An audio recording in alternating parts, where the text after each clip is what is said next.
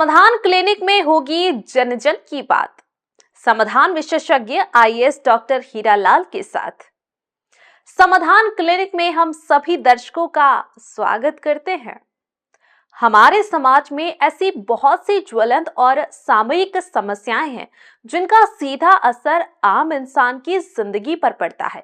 ऐसी सभी सामाजिक समस्याओं को हम समाधान विशेषज्ञ डॉक्टर हीरालाल के साथ साझा करेंगे, जो अपने समृद्ध और व्यापक अनुभव के आधार पर उनका सरल, सुलभ और सहज समाधान बताएंगे।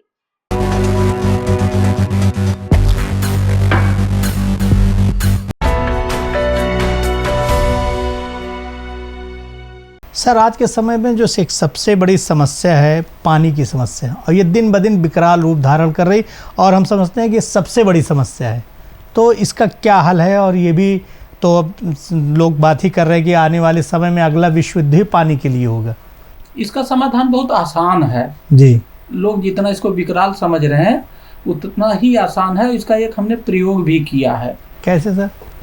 ये बहुत आसान ऐसे है कि जितना पानी हम पीते हैं या यूज करते हैं, सिंचाई में लगाते हैं, जितना एक साल में पानी, तो बरसात में, साल भर में बरसात में ऊपर वाला हमें बहुत बढ़िया पानी देता है। तो जितना पानी हम यूज करते हैं पीने के लिए, सिंचाई के लिए, किसी काम के लिए, उतना पानी बरसात में हम बचा लें, स्टोर कर लें, कंजर्व कर लें, साल भर करते रहें।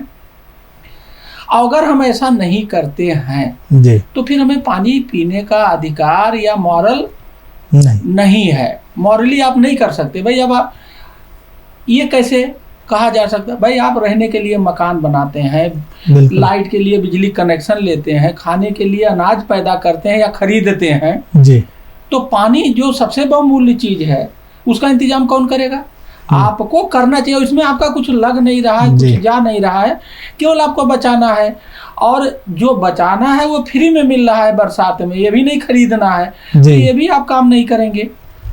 तो सरकार तो आजकल अमृत सरोवर खुदवा रही, जगह जगह तालाबों खुदाई करे, इस काम तो ये तो सरकार तो ऑलरेडी कर ही रही है काम ना। नहीं, देखिए यही एक हमारी विकृत सोच है या गलत सोच है। सरकार जो कर रही है वो कर रही है, ठीक है, और सरकार, ये समस्या सबकी है और ये ग्लोबल समस्या है, पूरी दुनिया की समस्या है और ये समस्या सबकी है।